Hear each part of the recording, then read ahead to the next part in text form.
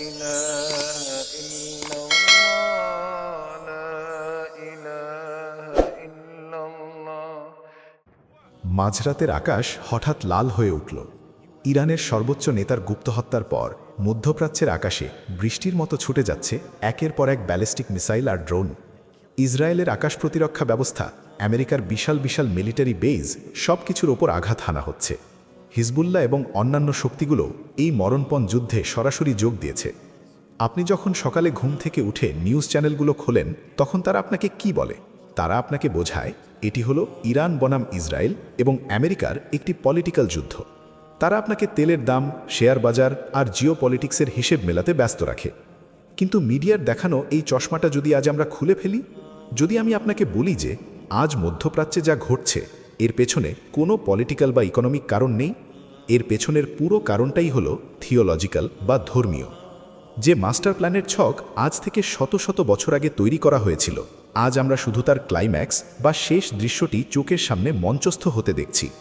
আপনার কি কখনো মনে প্রশ্ন জাগে না, আমেরিকার মতো একটি গ্লোবাল সুপার পাওয়ার, যাদের নিজেদের দেশে এত অর্থনৈতিক সংকট, তারা কেন পৃথিবীর অন্য প্রান্তে থাকা একটি ছোট্ট দেশ ইসরায়েলকে বাঁচানোর জন্য নিজেদের সবটুকু উজাড় করে দিচ্ছে?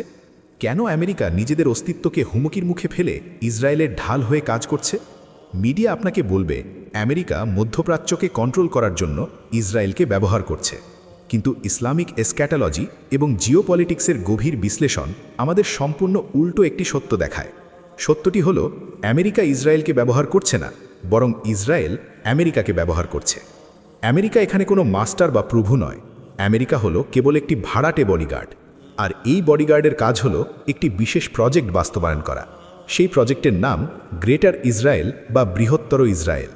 আমাদের বুঝতে হবে যে যারা আজ ফিলিস্তিন বা লেবাননের নারকীয় হত্যাযজ্ঞ চালাচ্ছে, তারা কোনো সাধারণ পলিটিশিয়ান নয়। তারা একটি উগ্র ধর্মীয় বিশ্বাস বা জায়োনিজম দ্বারা চালিত। তাদের ধর্মগ্রন্থ এবং বিশ্বাস অনুযায়ী তাদের সেই প্রতিশ্রুত মসিহ বা ত্রাণকর্তা, যাকে আমাদের নবীজি সাল্লাল্লাহু আলাইহি ওয়াসাল্লাম দাজ্জাল হিসেবে চিহ্নিত করেছেন, সে ততক্ষণ পর্যন্ত পৃথিবীতে আবির্ভূত হবে না যতক্ষণ না দুটি শর্ত পূরণ হয়। প্রথম শর্ত, ইহুদিদেরকে পৃথিবীর বিভিন্ন প্রান্ত থেকে এসে পবিত্র ভূমিতে জড়ো হতে হবে এবং নিজেদের একটি স্বাধীন রাষ্ট্র প্রতিষ্ঠা করতে হবে, যা 1948 সালে তারা আমেরিকার সাহায্যে করে ফেলেছে। দ্বিতীয় এবং সবচেয়ে ভয়ঙ্কর শর্ত, শুধু রাষ্ট্র বানালেই হবে না, নীলনদ থেকে শুরু করে ফোরাত নদী পর্যন্ত পুরো মধ্যপ্রাচ্যের বিশাল ভূখণ্ড দখল করে গ্রেটার ইসরায়েল প্রতিষ্ঠা করতে হবে এবং ইসরায়েলকে পৃথিবীর একমাত্র সুপার পাওয়ার বা রুলিং স্টেটে পরিণত হতে হবে। একটু ম্যাপের দিকে তাকান। ইরান, সিরিয়া, লেবানন, এই দেশগুলো কেন তাদের টার্গেট? কারণ এই দেশগুলো তাদের সেই গ্রেটার ইসরায়েল প্রতিষ্ঠার পথে সবচেয়ে বড় বাধা। আর এই বৃহত্তর ইসরায়েল প্রতিষ্ঠা করার জন্য তাদের এমন একটি বোকা এবং শক্তিশালী হাতিয়ার দরকার ছিল, যে তাদের হয়ে অন্য মুসলিম দেশের উপর বোমা ফেলবে, যুদ্ধ করবে এবং সব শেষ করে দেবে। আর সেই বোকা হাতিয়ারটি হল বর্তমান আমেরিকা। কিন্তু এখানে একটি মারাত্মক প্যারাডক্স বা দ্বন্দ্ব আছে। ইসরায়েল যদি পৃথিবীর একমাত্র সুপার পাওয়ার বা রুলিং স্টেট হতে চায়, তবে লজিক্যালি বর্তমান সুপার পাওয়ারকে তো ধ্বংস হতে হবে, তাই না? একটা জঙ্গলে তো দুজন রাজা থাকতে পারে না। ডক্টর ইসরার আহমেদ এবং শাইখ ইমরান হোসেনের মতো স্কলাররা, যারা শেষ জামানা নিয়ে গভীর গবেষণা করেছেন, তারা একটি অদ্ভুত সত্য উন্মোচন করেছেন। তারা বলেছেন যে দাজ্জালের সিস্টেম হলো প্যারাসাইট বা পরজীবীর মতো। একটি পরজীবী যেমন অন্য প্রাণীর শরীরে ঢুকে তার রক্ত চুষে খেয়ে বড় করে এবং একসময় সেই হোস্ট বা আশ্রয়দাতাকেই মেরে ফেলে, ঠিক তেমনিভাবে ইসরায়েল আমেরিকাকে ব্যবহার করছে। গত কয়েক দশক ধরে তারা আমেরিকার ইকোনমি, পলিটিক্স এবং মিলিটারিকে ব্যবহার করে নিজেদের শক্তিশালী করেছে। এখন তাদের কাজ প্রায় শেষ। এখন তারা ইচ্ছাকৃতভাবে আমেরিকাকে এই মধ্যপ্রাচ্যের অন্তহীন এবং ধ্বংসাত্মক যুদ্ধে টেনে আনছে। কেন? কারণ এই যুদ্ধে জড়িয়ে আমেরিকা যখন অর্থনৈতিক এবং সামরিকভাবে পুরোপুরি দেউলিয়া হয়ে যাবে, যখন আমেরিকার পতন ঘটবে, ঠিক সেই মুহূর্তেই ক্ষমতার কেন্দ্রবিন্দু ওয়াশিংটন থেকে সরে জেরুজালেমে চলে যাবে। আর ঠিক সেই মুহূর্তেই মঞ্চ প্রস্তুত হবে ইতিহাসের সবচেয়ে ভয়ঙ্কর ফিতনার জন্য। আমরা একটু আগে গ্রেটার ইসরায়েলের সীমানার কথা বলছিলাম, নীলনদ থেকে শুরু করে ফোরাত নদী পর্যন্ত। এবার একটু চিন্তা করুন তো, এই মুহূর্তে পুরো পৃথিবীর জিওপলিটিক্যাল কেন্দ্রবিন্দু কোথায়? ঠিক এই ফোরাত নদীর আশেপাশে। ইরান, সিরিয়া, ইরান এবং ইসরায়েলের এই যে সংঘাত, এর রুট বা শেকড় এখানেই পোতা। আর ঠিক 1400 বছর আগে, যখন স্যাটেলাইট ছিল না, নিউজ চ্যানেল ছিল না, তখন আমাদের প্রিয় নবীজি সাল্লাল্লাহু আলাইহি ওয়াসাল্লাম এমন একটি ভবিষ্যৎবাণী করে গেছেন যা শুনলে আজ যে কোনো মানুষের গায়ের লোম দাঁড়িয়ে যাবে। সহি মুসলিমের একটি হাদিসে নবীজি সাল্লাল্লাহু আলাইহি ওয়াসাল্লাম বলেছেন, ততদিন পর্যন্ত কেয়ামত সংঘটিত হবে না যতক্ষণ না ফোরাত নদী শুকিয়ে গিয়ে একটি স্বর্ণের পাহাড় উন্মোচিত হবে। মানুষ তা দখল করার জন্য যুদ্ধে লিপ্ত হবে, আর সেই যুদ্ধে প্রতি 100 জনের মধ্যে 99 জনই নিহত হবে। একটু থামুন, এই হাদিসটির প্রতিটি শব্দ একটু অ্যানালিসিস করুন। ফোরাত নদী শুকিয়ে যাবে। আপনারা যদি আজকের দিনের স্যাটেলাইট ইমেজ বা নিউজ রিপোর্টগুলো দেখেন, আপনারা পরিষ্কার দেখতে পাবেন যে জলবায়ু পরিবর্তন এবং তুরস্কের বিভিন্ন ড্যাম বা বাঁধ নির্মাণের কারণে ফোরাত নদী অবিশ্বাস্য দ্রুত গতিতে শুকিয়ে যাচ্ছে। গত কয়েক বছরে এর পানির স্তর ঐতিহাসিকভাবে নিচে নেমে গেছে। স্বর্ণের পাহাড় বা ব্ল্যাক গোল্ড, অনেক ইসলামিক স্কলার এবং জিওপলিটিক্যাল অ্যানালিস্ট মনে করেন এই স্বর্ণ বলতে হয়তো আক্ষরিক স্বর্ণ বোঝানো হয়েছে, অথবা এটি হতে পারে তেলের বিশাল খনি যাকে ব্ল্যাক গোল্ড বলা হয়, বা এমন কোনো মূল্যবান সম্পদ যা পুরো মধ্যপ্রাচ্যের অর্থনীতি এবং ক্ষমতাকে নিয়ন্ত্রণ করবে। প্রতি 100 জনে 99 জন নিহত হওয়া। একটু লজিক্যালি ভাবুন, তরবারি বা তীর ধনুক দিয়ে যুদ্ধ করে কি কখনো এত বিপুল সংখ্যক মানুষ অর্থাৎ 99% হত্যা করা সম্ভব? কখনোই না। তরবারির যুদ্ধে একজন আরেকজনকে মারে, সেখানে বেঁচে ফেরার হার অনেক বেশি থাকে। 100 জনের মধ্যে 99 জন নিহত হওয়ার মতো এমন ভয়াবহ ধ্বংসযজ্ঞ কেবল তখনই সম্ভব যখন সেখানে উইপন্স অফ ম্যাস ডিস্ট্রাকশন বা পারমাণবিক বোমার মতো কোনো ভয়ঙ্কর অস্ত্রের ব্যবহার হবে। আর আজ আমরা কি দেখছি? ইরান তার ব্যালিস্টিক মিসাইল ছুড়ছে, ইসরায়েল তার পারমাণবিক সক্ষমতার হুমকি দিচ্ছে, আমেরিকা তার নিউক্লিয়ার সাবমারিন নিয়ে মধ্যপ্রাচ্যে হাজির হচ্ছে।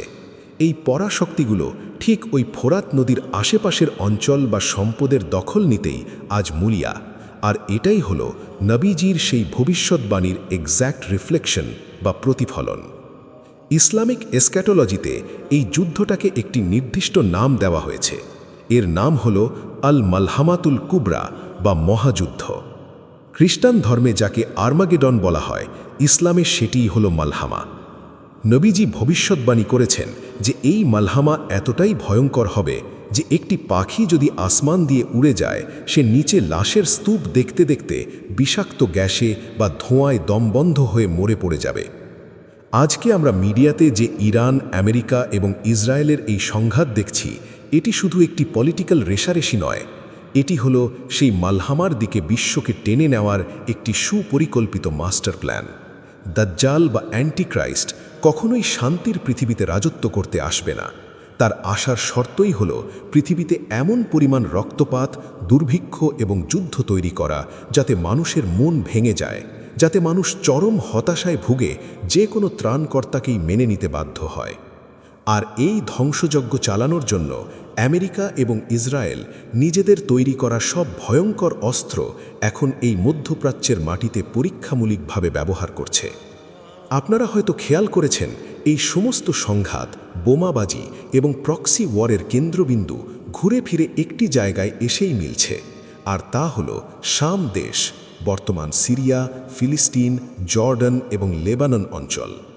নবীজি বারবার এই শাম দেশের ফিতনার কথা বলে গেছেন। তিনি বলেছেন, যখন সিরিয়াবাসীর পতন ঘটবে তখন উম্মার মধ্যে আর কোনো কল্যাণ অবশিষ্ট থাকবে না। আজকে লেবাননে হিজবুল্লাহর যোগদান, ফিলিস্তিনের নারকীয় হত্যাযজ্ঞ, সিরিয়ায় ধ্বংসযজ্ঞ, এই সব কিছুই হল গ্রেটার ইসরায়েল প্রজেক্টের সেই নীল নকশা বাস্তবায়নের অংশ। তারা চায় শাম দেশের মুসলিমদের সম্পূর্ণ শক্তিহীন করে দিতে, যাতে দাজ্জাল যখন আসবে তখন তার সামনে প্রতিরোধ গড়ার মতো কোনো শক্তিশালী সেনাবাহিনী আর অবশিষ্ট না থাকে। আর এই পুরো মাস্টার প্ল্যানটি তারা বাস্তবায়ন করছে মিডিয়ার মাধ্যমে। তারা আপনাকে বোঝাচ্ছে যে তারা সন্ত্রাসবাদ দমন করছে, কিন্তু সত্যিটি হলো তারা দাজ্জালের আগমনের জন্য লাল গালিচা বিছিয়ে দিচ্ছে।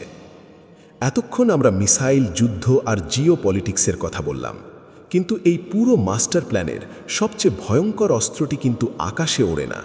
সেই অস্ত্রটি এই মুহূর্তে আপনার হাতেই আছে, আপনার স্মার্টফোন, আপনার ইন্টারনেট এবং গ্লোবাল মিডিয়া। দাজ্জাল শব্দের আক্ষরিক অর্থ কি জানেন? মহাপ্রতারক, বা যে সত্যকে মিথ্যার আবরণে ঢেকে দেয়। দাজ্জাল শুধু একজন একচোখ কানা মানুষের নাম নয়। দাজ্জালের আগমনের বহু আগে থেকেই তার সিস্টেম পৃথিবীতে কাজ করা শুরু করে দেয়, আর সেই সিস্টেমের মূল কাজই হল ব্রেইন ওয়াশ। একটু খেয়াল করে দেখুন মিডিয়া আপনাকে কিভাবে বোকা বানাচ্ছে। যখন ইসরায়েল ফিলিস্তিনের হাজার হাজার নিরপরাধ নারী এবং শিশুকে বোম মেরে হত্যা করে, তখন গ্লোবাল মিডিয়া সেটাকে বলে আত্মরক্ষা। আর যখন কেউ নিজের মাতৃভূমি বাঁচানোর জন্য সেই অন্যায়ের বিরুদ্ধে দাঁড়ায়, তখন মিডিয়া তাদেরকে ট্যাগ দেয় সন্ত্রাসী হিসাবে। নবীজি 1400 বছর আগে ঠিক এই কথাটাই বলে গিয়েছিলেন। তিনি বলেছিলেন, দাজ্জাল যখন আসবে তখন তার সাথে পানি এবং আগুন থাকবে, কিন্তু সে মানুষকে যা পানি হিসাবে দেখাবে তা মূলত হবে আগুন, আর যা আগুন হিসাবে দেখাবে তা হবে সুপেয় পানি। আজকের গ্লোবাল মিডিয়া, ওয়ার্ল্ড ব্যাংক এবং পরাশক্তিগুলোর বিচার ব্যবস্থা সবকিছুই এই দাজ্জালি সিস্টেমের অংশ। তারা আপনাকে মিথ্যাকে সত্য হিসাবে গিলতে বাধ্য করছে। তারা চায় আপনি এই ধ্বংসযজ্ঞ দেখে হতাশ হয়ে যান। আপনি বিশ্বাস করে নেন যে ইসরায়েল এবং আমেরিকাকে হারানো অসম্ভব, এদের ক্ষমতা অসীম। আর ঠিক এই জায়গাতেই তারা আপনাকে মানসিকভাবে হারিয়ে দেয়। কারণ মুমিনের সবচেয়ে বড় শক্তি হলো তার আশা, আর শয়তানের সবচেয়ে বড় অস্ত্র হলো হতাশা। আমেরিকার হয়তো পতন হবে, ডলার হয়তো একদিন কাগজের টুকরো হয়ে যাবে, গ্রেটার ইসরায়েল হয়তো কিছুদিনের জন্য পুরো পৃথিবীর সুপার পাওয়ার হিসাবে আত্মপ্রকাশ করবে। তারা হয়তো ভাববে পুরো পৃথিবী এখন তাদের হাতের মুঠোয়। তাদের টেকনোলজি, তাদের এআই, তাদের নিউক্লিয়ার ওয়েপন দিয়ে তারা হয়তো কিছুদিনের জন্য পৃথিবীতে ত্রাসের রাজত্ব কায়েম করবে। কিন্তু তারা জানে না, অথবা জেনেও অস্বীকার করে যে এই পুরো মুভির স্ক্রিপ্ট বা শেষ দৃশ্যটি 1400 বছর আগেই আমাদের নবীজি আমাদের জানিয়ে দিয়ে গেছেন। তারা যতই মাস্টার প্ল্যান করুক না কেন, কোরআনের সূরা আল ইমরানের 54 নম্বর আয়াতে আল্লাহ স্পষ্ট বলেছেন, ওয়া মাকারু ওয়া মাকার আল্লাহ ওয়াল্লাহু খাইরুল মাকিরিন। তারা চক্রান্ত করেছিল আর আল্লাহ কৌশল করেছিলেন, আর আল্লাহই হলেন শ্রেষ্ঠ কৌশলী। তাদের এই মহাযুদ্ধ এবং দাজ্জালের রাজত্ব দীর্ঘস্থায়ী হবে না। যখন তারা ভাববে তারা জিতে গেছে, ঠিক তখনই মঞ্চে আবির্ভূত হবেন ইমাম মাহদি, আর আকাশ থেকে দামেস্কের সাদা মিনারের পাশে নেমে আসবেন হজরত ঈসা আলাইহিসসালাম। যে ঈসা আলাইহিসসালামকে ইহুদিরা ক্রুশবিদ্ধ করে হত্যা করেছে বলে দাবি করে, সেই ঈসা আলাইহিসসালামই ফিরে আসবেন তাদের এই অহংকার চূর্ণ করার জন্য। লুদ শহরের তোরণের কাছে দাজ্জাল যখন ঈসা আলাইহিসসালামকে দেখবে, তখন সে এমনভাবে গলে যেতে শুরু করবে যেভাবে পানিতে লবণ গলে যায়। তাদের গ্রেটার ইসরায়েল প্রজেক্ট, তাদের সমস্ত সুপার পাওয়ারের অহংকার সেদিন তাসের ঘরের মতো ভেঙে পড়বে। এটি কোনো রূপকথা নয়, এটি হলো পৃথিবীর সবচেয়ে সত্য এবং অনিবার্য পরিণতি। তাহলে এই মহা ফিতনার যুগে এই তৃতীয় বিশ্বযুদ্ধ বা মালহামার পদধ্বনির মাঝে দাঁড়িয়ে আপনার এবং আমার প্রস্তুতি কি হওয়া উচিত?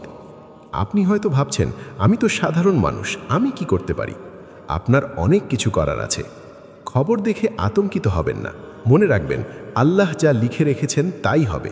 এই পৃথিবীর মালিক আমেরিকাও নয়, ইসরায়েলও নয়, এই পৃথিবীর মালিক আল্লাহ। সোশ্যাল মিডিয়ার প্রতিটি খবর চোখ বন্ধ করে বিশ্বাস করা ছাড়ুন। সত্যকে সত্য আর মিথ্যাকে মিথ্যা হিসাবে চেনার জন্য কোরআনের জ্ঞান অর্জন করুন। প্রতি শুক্রবার সূরা কাহাফ তেলাওয়াত এবং এর অর্থ বোঝার অভ্যেস করুন।